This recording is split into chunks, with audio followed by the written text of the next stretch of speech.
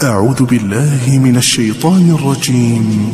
بسم الله الرحمن الرحيم. بسم الله الرحمن الرحيم. السلام عليكم ورحمة الله وبركاته. الحمد لله على فضله وإحسانه وأشكره على توفيقه وامتنانه وأشهد أن لا إله إلا الله وحده لا شريك له تعظيما لشأنه وأشهد أن محمدا عبده ورسوله داعي إلى رضوانه وعلى آله وأصحابه. اللهم صل وسلم على نبينا وحبيبنا ومولانا وسيدنا محمد صلى الله عليه وسلم وعلى آله وأصحابه ومن تبعهم بإحسان إلى يوم الدين. وقال الله تعالى في كتابه الكريم: يا أيها الذين آمنوا اتقوا الله حق تقاته ولا تموتن إلا وأنتم مسلمون. وأن أصدق الحديث كتاب الله وخير الهدى هدى محمد صلى الله عليه وسلم وشر الأمور محدثاتها وكل محدثة بدعة وكل بدعة ضلالة وكل ضلالة في النار.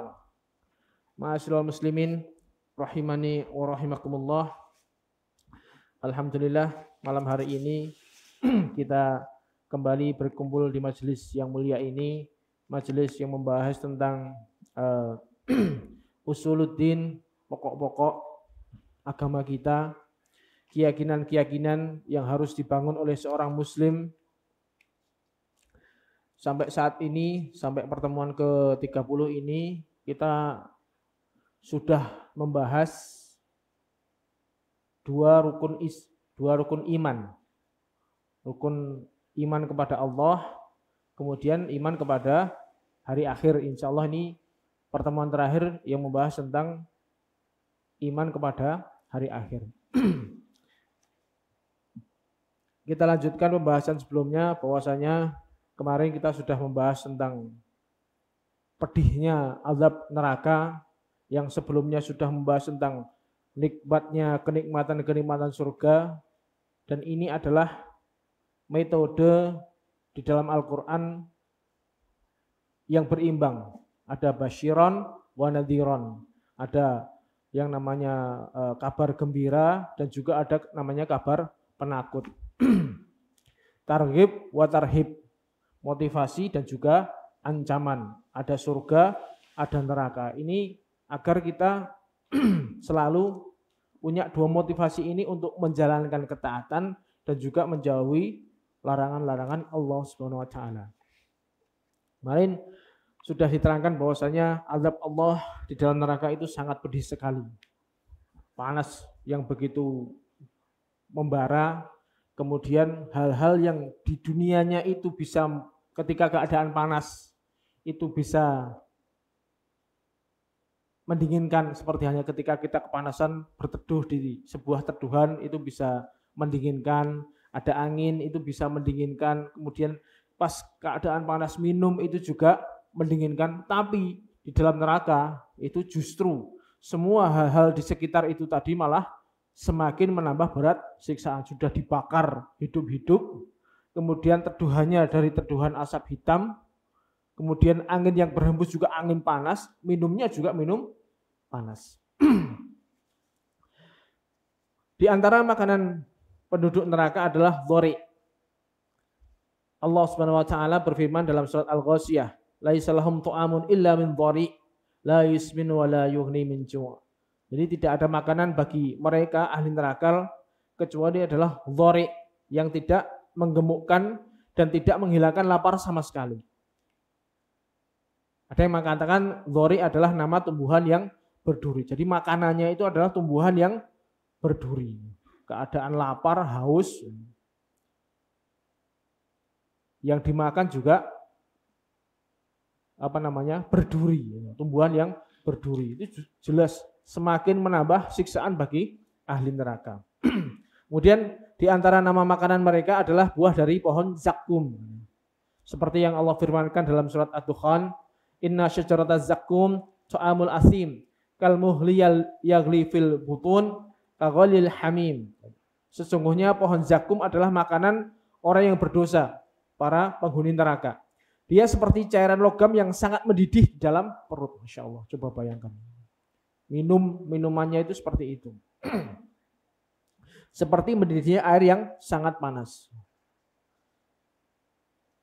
Di dalam ayat yang lain, Allah mengkhabarkan bahwasanya zakum adalah pohon yang keluar dari dasar neraka jahanam. Mayangnya seperti kepala-kepala setan, dan para penghuni neraka akan memakannya dan memenuhi perutnya dengan buah tersebut. Seperti yang Allah firmankan dalam surat As-Saffat ayat 62 sampai 66. Allah juga menyebutkan bahwasanya setelah penuh perut mereka dengan buah zakum, maka mereka akan minum dari air yang mendidih seperti unta yang sangat kehausan. Lihat surat Al-Waqiah ayat 51 sampai 55. Juga di dalam surat Al-Kahfi ayat 29 disebutkan bahwasanya setiap kali mereka minta air minum, maka mereka akan diberi air minum seperti cairan logam yang mendidih yang akan menghanguskan wajah-wajah mereka. Maksudnya ketika air tersebut mendekat ke mulut mereka dan ketika mereka meminumnya, maka air tersebut akan memotong-motong usus mereka. Allah Subhanahu wa taala berfirman dalam surat Muhammad ayat 15, "Wasuqu ma'an hamiman faqatta'a am'a'ahum." Dan mereka akan diberi air minum yang sangat panas, maka air panas tersebut akan memotong-motong usus mereka. Masya Allah. Jadi pohon zakum ini adalah pohon yang tumbuh di neraka, ya kalau mungkin bisa gambarannya ya pohon yang berduri gitu, yang akan memenuhi perut penghuni neraka, dan itu adalah salah satu bentuk siksaan. Jadi sudah dibakar hidup-hidup, semua hal yang mereka dibutuhkan, makan, minum, teduh, tidur, itu enggak ada. Istilahnya semua hal yang berada di sekitarnya adalah tambahan siksaan bagi penghuni neraka. Jadi benar-benar enggak ada pilihan. Betul-betul kesakitan, penderitaan yang sangat maksimal. Kemudian di antara makanan penghuni neraka adalah ghislin, yaitu nanah penduduk neraka yang sangat busuk baunya dan sangat tidak enak rasanya. Allah Subhanahu wa taala berfirman dalam surat Al-Haqqah ayat 35 sampai ayat 37. "Walaisa lahul yauma hahuna hamim wala tu'amun illa min ghislin la ya'kuluhu illal khati'un." Maka tidak ada baginya pada hari ini teman dekat dan tidak ada makanan bagi mereka kecuali ghislin. Yaitu mereka tidak akan memakannya kecuali orang-orang yang berdosa. Jadi orang-orang seperti itu selain apa tadi, zakum atau lori, ghislin, nanah, kemudian duri, itu semuanya adalah hal yang tidak layak dikonsumsi di dunia. Itu akan menjadi konsumsinya para penghuni neraka. Jadi semakin berat siksaan mereka. Selain mereka dibakar hidup-hidup, inti siksaannya adalah mereka dibakar hidup-hidup, kemudian ditambah dengan siksaan-siksaan yang lain. Dan itu terus-menerus. Selain itu, pakaian mereka juga dari api dan tembaga panas. Konsumsinya seperti itu, kemudian pakaiannya juga seperti itu. Allah Subhanahu wa taala berfirman dalam surat Al-Hajj, "Falladzina kafaru faquti'at lahum thiyabun min nar." Orang-orang yang kafir akan dipotongkan bagi mereka pakaian-pakaian dari api. Coba bayangkan. Api dinggok nih. Wes dibakar hidup-hidup, kemudian dikasih pakaian dari api. Itu semakin menambah siksaan bagi mereka. Dan Allah Subhanahu wa taala berfirman dalam surat Ibrahim, "Sarabiluhum min qatiranin wa taghsha wujuhahum nar." Pakaian mereka dari tembaga panas dan api akan menutupi wajah-wajah mereka. Jadi semua sekujur tubuhnya itu diungkep dengan tembaga dan juga api. Insyaallah. Wal iyadu billah. Kemudian dengan siksaan seperti itu, kulit penghuni neraka yang begitu tebal, yang kemarin diterangkan berapa itu? 42 dhira, itu akan mateng. Mateng itu rasanya kalau ngomong. Kalau mateng terus wonge mati gitu mending. Tapi ini mateng tapi merasakan matangnya kulitnya. Namun setiap kali matang, Allah akan mengembalikan mereka kulitnya kembali seperti semula, kemudian supaya dia merasakan azab kembali. Surat An-Nisa. kullama nadijat juluduhum badalnahum juludan ghairahu liyadzuqul adab. Ketika kulitnya itu sudah matang, terbakar, hangus, Allah ganti dengan kulit yang baru. Gitu terus, matang meneh, diganti lagi, matang lagi, diganti lagi, agar mereka merasakan siksanya. Masya Allah, kita bayangkan kulit ini, itu kan sarapnya berapa itu? Jutaan sarap yang ketika ini merasakan sakitnya seperti itu, dibakar sampai matang, kemudian setelah itu mati, istilah sel-selnya itu mati, dikembalikan lagi seperti semula, dibakar lagi. Isi perut mereka akan meleleh dan kulit mereka akan hancur setelah disiram dengan air panas. Ngombe, minum itu sama sekali tidak mendinginkan, tapi justru malah brodoli isi perut mereka sampai keluar. Kemudian seperti itu dikembalikan lagi seperti semula, ngelak lagi, minum lagi, brodoli meneh, dan itu terus menerus. Dan mereka akan dipukul dengan palu-palu dari besi setiap kali mereka berusaha untuk keluar dari siksaan. Di dalam neraka, mereka akan diseret di atas wajah-wajah mereka. Allah Subhanahu wa taala berfirman dalam surat Al-Qamar, "Yauma yushabuna fin-nari ala wujuhihim dzuqu massa saqar." Pada hari di mana mereka akan diseret di dalam neraka di atas wajah-wajah mereka. Jadi betul-betul mereka terhina. Kemudian wajah mereka di dalam siksaan itu kan menjadi hitam. Yauma tabayyadu wujuh wa taswaddu wujuh. Surat Ali Imran itu ya. Jadi mereka wajah mereka itu akan menjadi hitam. Leher mereka akan dibelenggu dan kaki mereka akan dirantai. Kemudian diseret di dalam air yang mendidih dan dibakar dengan api. Jadi semua betul-betul siksaan mereka itu bertubi-tubi. Semakin hari semakin bertambah siksaannya, semakin bertambah siksaannya, semakin bertambah siksaannya, dan itu terus menerus. Demikianlah pedihnya azab bagi penduduk neraka. Mereka disiksa seperti itu, ya jane sambat. Mereka berteriak minta tolong kepada Allah supaya dikeluarkan dari neraka dan akan beramal soleh. Janjinya seperti itu. Allah Subhanahu wa taala berfirman dalam surat Fatir, "Wa hum yastarihuna fiha rabbana akhrijna na'mal sholihan ghairal ladzi kunna na'mal." Mereka berteriak di dalam neraka ketika disiksa di neraka. "Wahai Rabb kami, keluarkan kami dari sini. Maka kami janji kami akan beramal soleh. Amalan lain yang beda dengan apa yang dulu kami kerjakan. Ya Allah, kembalikanlah saya ke dunia. Kalau jenengan mau berbelah kasih kepada kami, kami akan beramal soleh ketika besok kembali dunia." Itu janji-janji mereka. Tapi apakah itu rintihan mereka akan berhasil? Ya sama sekali tidak. Permintaan mereka sama sekali tidak berarti.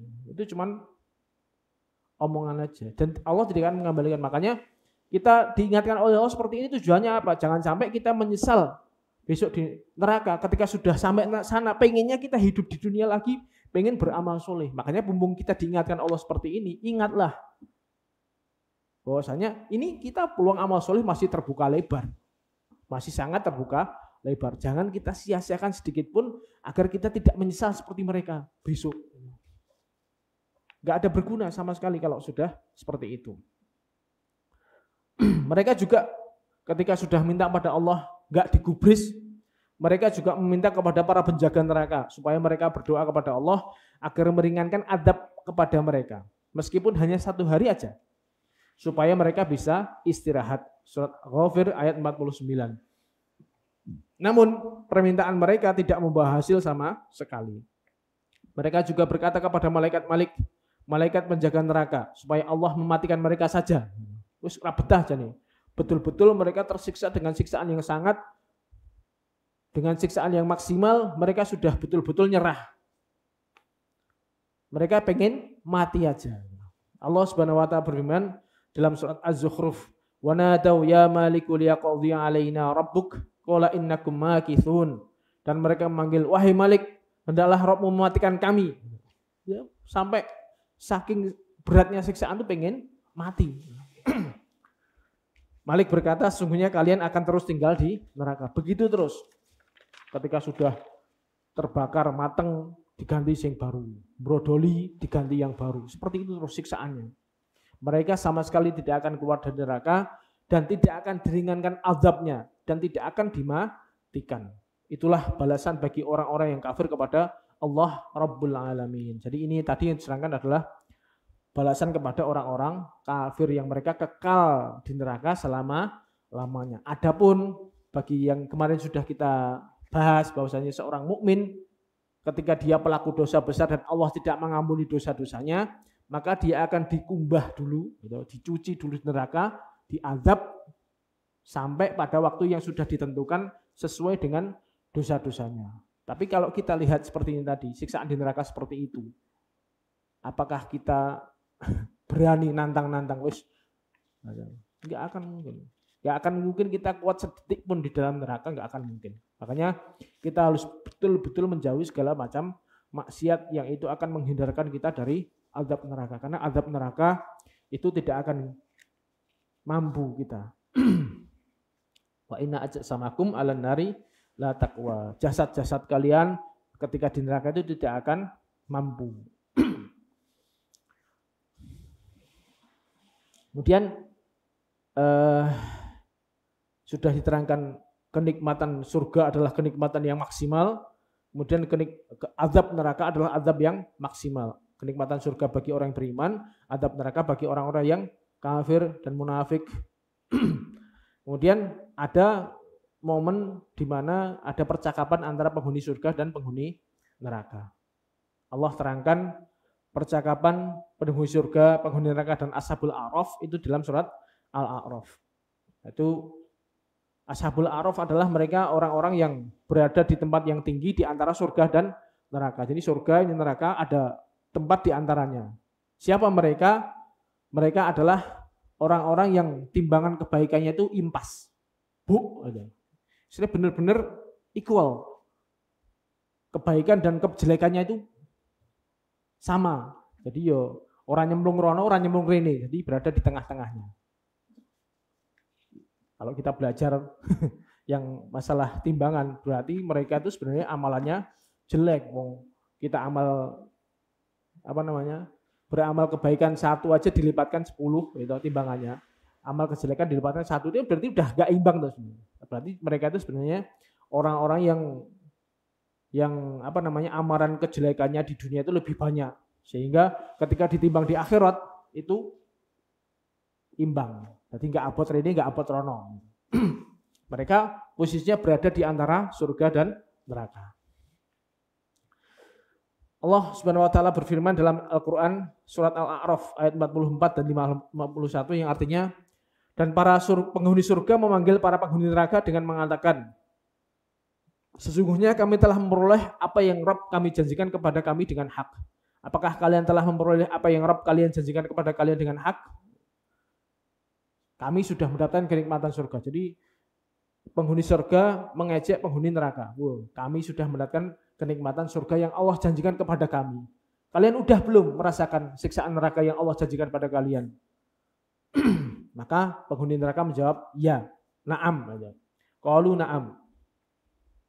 Kemudian seorang menyeru di antara kedua golongan itu seraya mengatakan, laknat Allah atas orang-orang yang zalim, yaitu orang-orang yang menghalang-halangi manusia dari jalan Allah dan menginginkan jalan tersebut menjadi bengkok dan mereka mengingkari kehidupan akhirat.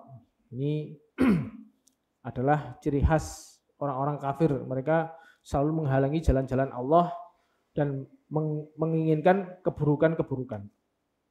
Kemudian di antara keduanya, penghuni surga dan penghuni neraka itu ada batas yang di atasnya ada Al-A'raf. Al-A'raf ada orang-orang yang mereka mengenal masing-masing dua golongan tersebut dengan tanda-tanda. Jadi orang Al-A'raf ini ngerti bahwa ini penghuni surga itu ciri-cirinya seperti ini, penghuni neraka ciri-cirinya seperti itu. Dan para ashabul A'raf menyeru penghuni surga seraya mengatakan, Salamun alaikum, keselamatan atas kalian. Alhamdulillah kalian selamat. Jadi ashabul A'raf mengatakan kepada penghuni surga, selamat, kalian sudah selamat. Mereka belum memasuki surga sedangkan mereka sangat ingin memasukinya. Jadi penghuni A'raf itu sebenarnya pengen masuk surga, tapi Allah belum izinkan karena kebaikan mereka belum cukup. Kemudian ketika pandangan mereka dipalingkan ke arah penghuni neraka, mereka berkata, ya Rabb kami, janganlah engkau jadikan kami bersama orang-orang yang zalim. Jadi Ashabul A'raf ketika melihat ahli surga itu senang. Assalamualaikum, saya pengen seperti kalian. Tapi ketika ngadep ahli neraka, berdoa, ya Allah jangan jadikan saya menjadi seperti mereka. Kemudian Ashabul A'raf memanggil beberapa pemuka orang kafir yang mereka kenal dengan tanda-tanda mereka. Seraya mengatakan, harta kalian yang kalian kumpulkan dan apa yang kalian sombongkan dulu tidaklah bermanfaat bagi kalian saat ini. Jadi mereka Ashabul A'raf ini juga genti mencela kepada penghuni neraka. Kalian dulu menyombongkan harta kalian, menyombongkan nasab-nasab kalian, sekarang nggak ada gunanya. Rasakno. Dan apakah mereka ini penghuni surga adalah orang-orang yang telah bersumpah bahwa kalian bersumpah bahwasanya mereka tidak akan mendapatkan rahmat Allah? Ya, ciri khas penghuni neraka orang kafir dulu kan di dunia mereka mencela orang-orang iman bahwasanya seandainya akhirat itu ada, maka kami yang berhak mendapatkan akhirat surga karena kami sekarang kedudukannya lebih tinggi dari kalian. Nah, justru sekarang dibalik karo Ashabul A'raf. Ini kan orang-orang surga, penghuni surga yang dulu kalian hina, sekarang mereka merasakan kenikmatan. Maka dengan adanya momen itu, Ashabul A'raf itu condong kepada ahli surga, mencela kepada ahli neraka, berarti kan mereka punya nilai plus nih. Maka dikatakan kepada Ashabul A'raf, masuklah kalian ke dalam surga. Tidak ada ketakutan atas kalian dan tidak pula kalian akan bersedih. Jadi Ashabul A'raf dengan kecondongan mereka kepada ahli surga, itu kemudian Allah masukkan mereka ke dalam surga. Meskipun mereka asalnya imbang, tidak ada mereka belum cukup masuk surga dan juga belum pantas masuk neraka. Akhirnya dengan adanya momen ini, mereka mencela ahli surga dan condong kepada ahli neraka, mereka juga dimasukkan ke dalam surga. Masya Allah. Itulah salah satu rahmat Allah kepada Ashabul A'raf. Kalau kita cita-citanya, jangan sampai kita menjadi Ashabul A'raf. Itu berarti kan, itu ya riskan sekali. Ya nek bener mleburene nek mleburono piye. Ya kita cita-cita ya surga yang firdaus, surga tertinggi. Kemudian penghuni neraka menyeru kepada penghuni surga dengan melihat penghuni surga, melihat penghuni penghuni neraka yang diazab dengan azab seperti itu, kehausan dengan kehausan yang sangat, mereka bisa melihat kenikmatan yang dirasakan oleh ahli surga. Ini juga sebuah siksaan. Wong ngelak ra iso ngombe, itu juga siksaan. Kemudian mereka menyeru, "Wahai penghuni surga, berikanlah kepada kami air atau makanan yang telah Allah berikan kepada kalian." Itu kan, wah, kok koyone enak mbok aku njaluk itu kan istilahnya. Penghuni neraka meminta kepada penghuni surga. Lalu penghuni surga menjawab, sesungguhnya Allah telah mengharamkan keduanya atas orang-orang kafir, yaitu orang-orang yang menjadikan agama mereka sebagai permainan dan sendaguro, dan kehidupan dunia telah menipu mereka pada hari ini. Maka pada hari ini kami melupakan mereka sebagaimana mereka dulu telah melupakan pertemuan mereka dengan hari ini. Dan dahulu mereka selalu mengingkari ayat-ayat kami Allah. Jadi Allah jadikan ketika penghuni surga minta, "Bu aku njaluk ombene."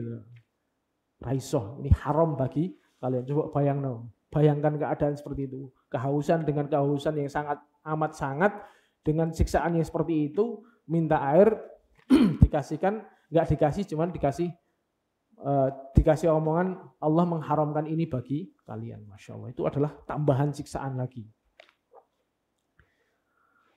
Kemudian selain itu, selain percakapan itu, juga ada Allah akan mendatangkan maut, yaitu kematian. Rasulullah Shallallahu Alaihi Wasallam bersabda, akan didatangkan kematian atau al-maut dalam bentuk domba jantan yang amlah.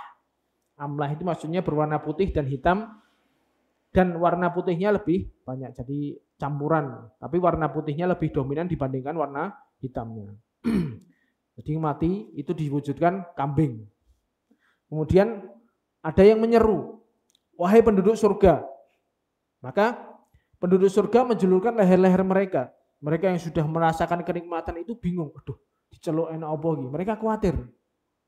Kenapa? Kemudian penyeru ini berkata, kalian kenal ini enggak? Kematian tadi, yang kambing tadi. Mereka mengatakan, ya, itu adalah kematian. Orang penghuni surga tahu semuanya itu. Dan mereka semuanya telah melihat kematian. Kemudian penyeru berkata kepada penghuni neraka, wahai penghuni neraka. Maka seketika itu para penghuni neraka menjulurkan leher-leher mereka dan melihat. Jadi penghuni neraka yang disiksa itu ketika ada panggilan itu langsung wah muka-muka diselamat ini. Langsung mereka mendongak ke atas. Kalian tahu apa ini? Mereka menjawab, ya ini adalah kematian. Mereka semua kenal dengan kematian tersebut. Maka setelah itu penghuni surga, penghuni neraka semuanya memperhatikan, dan penghuni surga merasa khawatir, penghuni neraka merasa sedikit kebahagiaan. Jangan barangkali mereka diselamatkan. Kemudian setelah itu kematian itu yang berupa kambing tadi disembelih. Seret. Kemudian penyeru tadi berkata, wahai penghuni surga, khuludun la maut. Penghuni surga, kalian di situ dengan disembelihnya kematian ini berarti kalian di situ selama-lamanya merasakan nikmat yang abadi, kekal abadi selama-lamanya. Kemudian yang wahai penghuni neraka, dengan disembelihnya kematian ini kalian di situ kekal abadi selama-lamanya, tidak ada mati. Insyaallah. Maka para penghuni surga bergembira karena mereka akan kekal dalam kenikmatan dan tidak akan mati. Adapun penghuni neraka, maka mereka akan bersedih karena mereka akan kekal dalam azab dan tidak akan meninggal dunia. Itulah akhir yang tragis bagi penghuni neraka. Mereka kekal di dalam selamanya. Belum cukup sampai situ. Ketika penghuni surga sudah masuk surga dan mereka kekal di dalamnya, penghuni neraka sudah masuk neraka. Berarti penghuni neraka itu tadi semuanya terdiri dari jin, manusia, dan juga setan yang dulu mengajak mereka ke dalam neraka. Setelah penghuni neraka masuk neraka selama-lamanya tadi, diputuskan bahwa mereka kekal di dalam selama-lamanya, setan itu khotbah kepada mereka. Karena mereka semua masuk neraka itu atas ajakan setan, mengikuti hawa nafsu yang setan waswaskan kepada mereka sehingga mereka menyekutukan Allah dan mereka menjadi penghuni neraka. Kita tahu bahwasanya yang menyeru kepada kesesatan adalah setan. Nah, setelah mereka semua mengikuti kehendaknya setan, setan khutbah kepada mereka. Dalam surat Ibrahim ayat 22, Allah Subhanahu wa taala berfirman, dan berkatalah setan tatkala perkara telah diselesaikan, sesungguhnya Allah telah menjanjikan kepada kalian janji yang benar, dan aku telah menjanjikan kepada kalian tetapi aku menyalahinya. Jadi dulu para penyeru, para nabi-nabi itu mengajak kalian untuk ajakan yang benar, ajakan kepada surga. Tapi kalian, saya ngajak kalian untuk menyalahi para rasul tadi, untuk menentang Allah. Kalian mengikuti saya. Sekali-kali aku tidak memiliki kekuasaan atas kalian, melainkan sekedar aku ngajak kalian, lalu kalian ikuti ajakanku. Masya Allah. Itu cuman salahmu dewi. Terus nyegur neraka, disiksa, terus disalah-salah. Salah kowe dhewe biyen melu aku, salahmu dewi. Aku gur ngajak tok, kowe melu aku. Mau coba bayangno. Oleh sebab itu, janganlah kalian mencela aku, tapi celalah diri kalian sendiri. Aku tidak bisa menolong kalian, kalian nggak bisa nolong aku. Ketika kalian sebelumnya, dan aku mengingkari perbuatan kalian, ketika kalian sebelumnya menyekutukan aku dengan Allah. Sesungguhnya orang-orang yang zalim itu mendapatkan siksaan yang pedih. Ini luar biasa itu. Sudah ahli neraka itu sudah betul-betul mentalnya down dengan sedon-downnya ini. Jadi sudah masuk neraka seperti itu, udah itu setan berlepas diri dari mereka. Saya dulu cuma ngajak kalian melu aku, ya salahmu dewi. Ojo nyalahke aku, celalah diri kalian sendiri. Saya berlepas diri dari kalian. Podo-podo dua-duanya disiksa di neraka. Kalian gak bisa menyelamatkan aku gak bisa menyelamatkan kalian. Berarti sudah berlapis-lapis penyesalan mereka. Demikianlah akhir yang buruk bagi setan dan para pengikut mereka. Karena mereka akan kekal di dalam neraka selama-lamanya. Dan demikianlah akhir baik bagi orang-orang yang bertakwa, mereka akan kekal selama-lamanya di dalam surga yang penuh dengan kenikmatannya adalah. Jadi inilah akhir dari semuanya itu. Yang ahli surga tadi berada di dalam kenikmatan yang kekal abadi selama-lamanya, yang ahli neraka itu berada di dalam penyesalan, di dalam rasa yang siksaan yang kekal abadi selama-lamanya. Kemudian sebagai penutupnya, maka ada salah satu faidah kenapa kita mempelajari tentang iman kepada hari akhir ini secara mendetail, apa manfaatnya. Yang pertama, agar mengingatkan seorang muslim bahwasanya dunia ini hanya sebentar dan bahwasanya hari kiamat dan hisab itu sudah sangat dekat. Allah Subhanahu wa taala berfirman dalam surat Al-Anbiya, iqtaraba linnasi hisabuhum wa hum fi ghaflatin mu'ridun. Telah dekat bagi manusia hisab mereka, sedang mereka dalam kelalaian berpaling. Jadi kita belajar seperti ini agar kita betul-betul mengingat hari akhir. Karena mayoritas manusia saat ini ketika mereka tidak belajar tentang hari akhir, mereka melalaikan bahwasanya mereka pasti akan menjumpai hari akhir. Dan kita lihat sendiri dengan mata kepala kita. Orang yang bermaksiat kepada Allah, orang yang tidak takut kepada Allah. Kapan mereka seperti itu? Karena mereka lupa bahwasanya mereka akan bertemu dengan hari ini. Surga neraka itu akan betul-betul terjadi. Kalau mereka lalai dari hal ini, ya wis, mereka seenaknya saja di dunia. Seakan-akan mereka kekal di dunia. Ini yang diingatkan. Tujuannya kita belajar, ya kita agar kita mengingat terjadinya hari ini, yaitu surga dan neraka. Kemudian manfaat yang kedua, yaitu mengingatkan seorang muslim agar tidak tertipu dengan kenikmatan dunia dan kenikmatan Allah yang Allah berikan kepada orang-orang kafir di dunia. Kita supaya tidak tertipu, nggak pengen dengan gebiarnya orang-orang kafir di luar sana. Allah Subhanahu wa taala berfirman dalam surat Ali Imran, la yaghurrannaka taqallubul ladzina kafaru fil bilad mata'un qalil tsumma ma'wahum jahannam wa bi'sal mihad. Jangan sekali-kali kamu tertipu dengan kegiatan orang-orang kafir di negeri-negeri mereka. Mereka bersenang-senang, namun kesenangan itu cuma sedikit. Kemudian mereka kembali ke dalam neraka jahanam, dan jahanam adalah sejelek-jeleknya tempat kembali. Ini yang Allah ingatkan kepada kita seperti itu. Kita jangan latah mengikuti kegiatan orang-orang kafir. Mereka senang-senang, ya memang mereka bisa senang-senangnya di dunia. Ketika mereka besok kembali, ya mereka susah terus-terusan. Kemudian manfaat yang ketiga adalah mengingatkan seorang muslim bahwasanya kesuksesan yang sebenarnya adalah kesuksesan yang di akhirat. Allah Subhanahu wa taala berfirman dalam Al-Qur'an surat Ali Imran, "Faman zuhzi'a 'anil nar wa udkhilal jannah faqad faz wa mal hayatud dunya illa mata'ul ghurur." Jadi barang siapa yang dijauhkan dari neraka dan dimasukkan ke dalam surga, maka sungguh ia telah beruntung. Jadi sukses yang benar itu adalah selamat dari neraka dan masuk ke dalam surga. Dan tidaklah kehidupan dunia ini adalah kesenangan yang menipu. Jadi kita harus betul-betul ingat itu. Jadi di dunia itu cuma sebentar.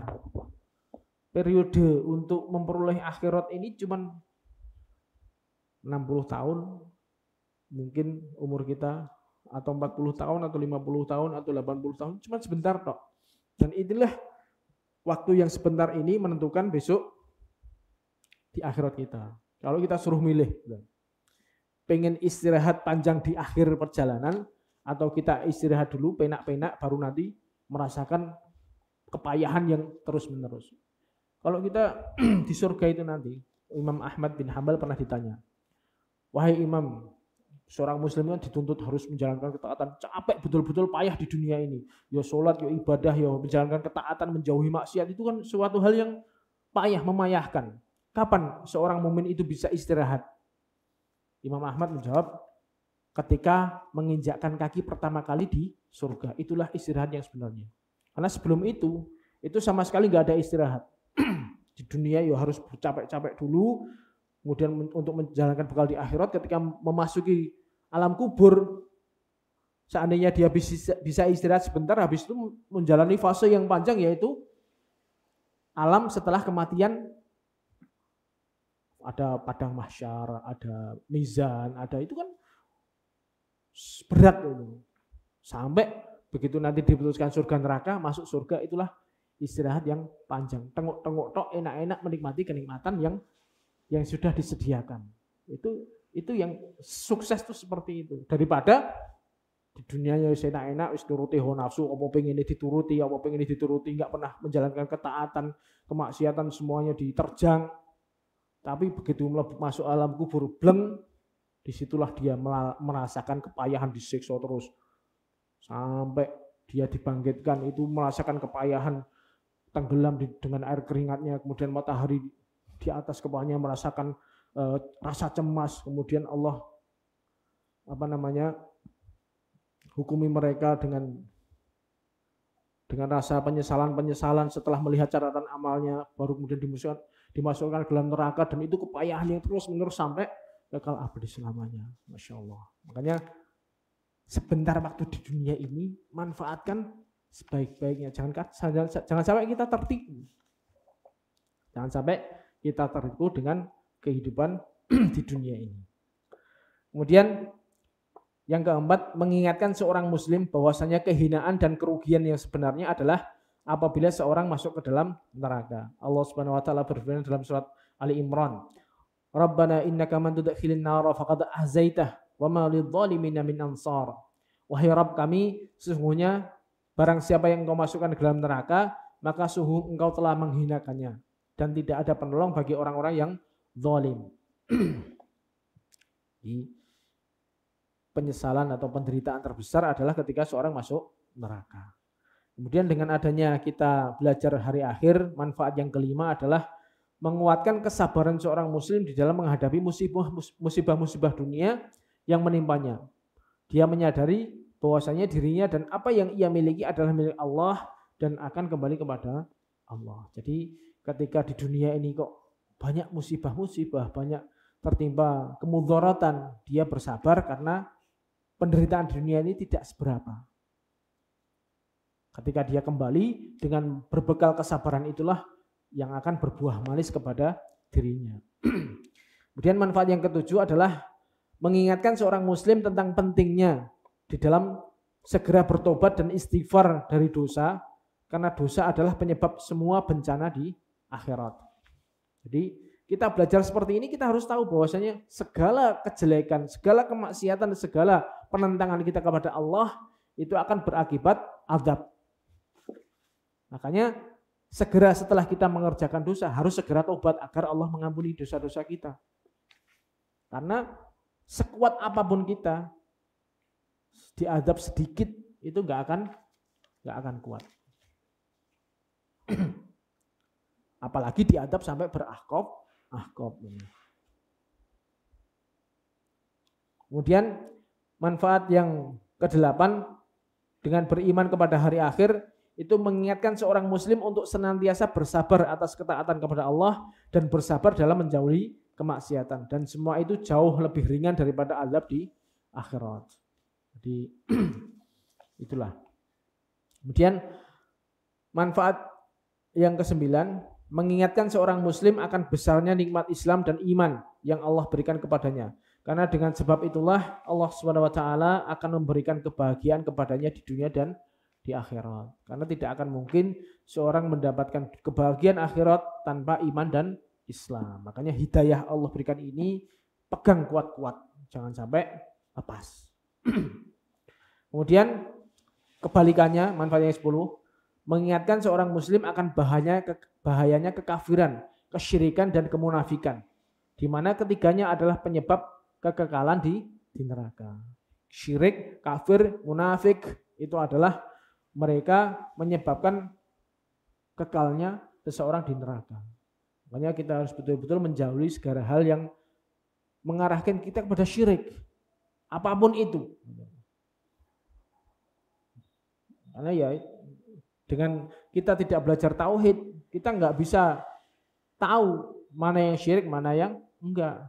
Ngakunya seorang muslim, ngakunya seorang yang bertauhid, tapi ketika bulan suro bingung, arep duwe gawe, waduh berarti kok bulan sial inilah. Itu keyakinan-keyakinan seperti yang tidak ada sebabnya seperti ini yang harus kita jauhi. Kalau kita orang bertauhid, kita enggak akan punya keyakinan-keyakinan seperti itu. Ketoke muslim ketika mau nikah misalnya, dadak harus pakai apa? Wetone apa gini. Jadi harus menyesuaikan tanggal lahirnya sehingga ini diyakini kalau ini ketemu ini bisa menyebabkan sial, kematian atau melaratan. Ini hal-hal seperti ini mosok ngakunya muslim kok kita primbon. Hal-hal yang harus hal-hal yang bisa dikatakan syirik yang kecil. Belum nanti yang syirik akbar. Ketika betul-betul dia dalam kesusahan yang sangat dia bertawasul kepada selain Allah. Ini bisa menyebabkan terjerumusnya dia ke dalam neraka jahanam selama-lamanya. Karena Islamnya bisa batal dengan hal-hal tersebut. Nah, urgensinya kita belajar tauhid dan mengimani hari akhir yaitu tadi. Dengan tauhid kita, selama tauhid kita benar, kita akan ada jaminan selamat di akhirat nanti. Kalau tauhid kita rusak sampai membatalkan keislaman kita, maka seluruh amalan yang kita kerjakan itu hangus dan di neraka kekal selama-lamanya. Meskipun kita secara dohiriyah muslim, itu yang harus kita hati-hati. Karena neraka ini luar biasa azabnya. Jangan main-main masalah kesyirikan. Kemudian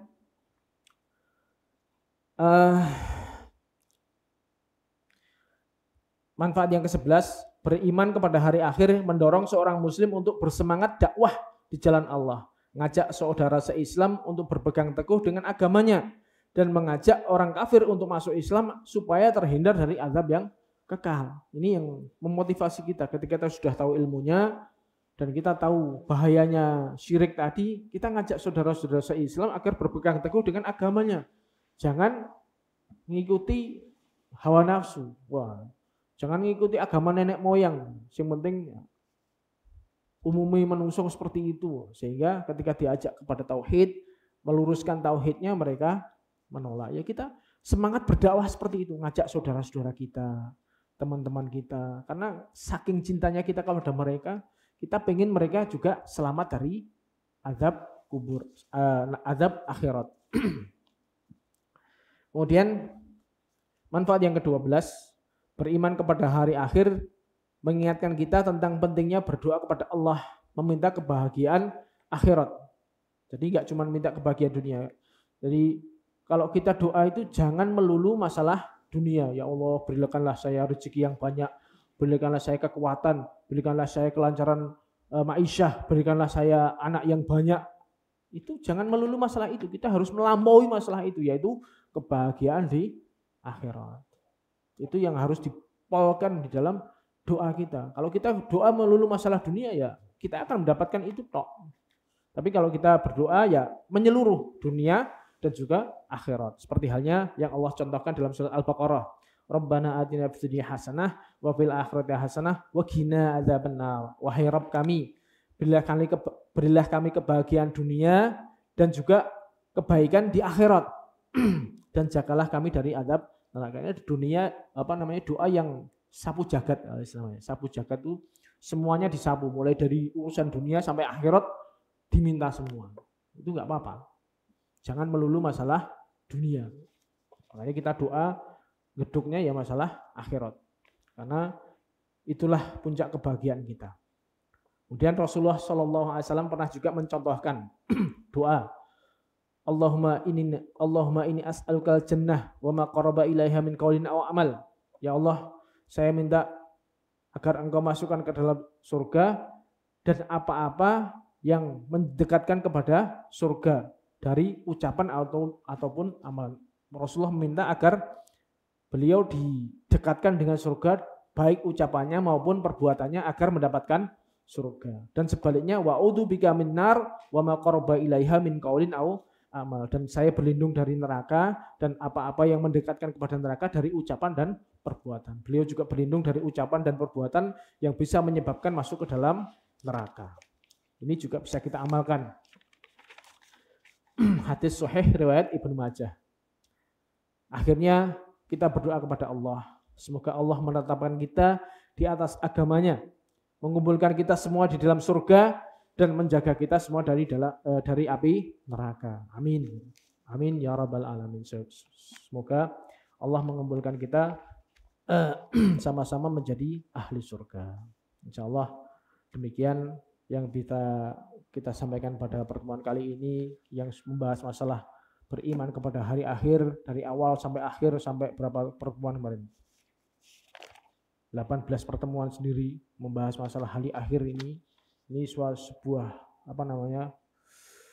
tapi ini baru masih dasar-dasarnya, belum rinciannya secara rinci belum. Tapi ya minimal dengan seperti ini kita bisa punya gambaran secara global. Kita beriman secara global. Dan insyaallah dua rukun iman sudah kita selesaikan. Pertemuan selanjutnya kita membahas tentang iman kepada malaikat. Rukun iman yang selanjutnya. Insyaallah. Wabillahi taufik wal hidayah. Subhanakallahumma bihamdika asyhadu an la ilaha illa anta astaghfiruka wa atubu ilaik. Assalamualaikum warahmatullahi wabarakatuh.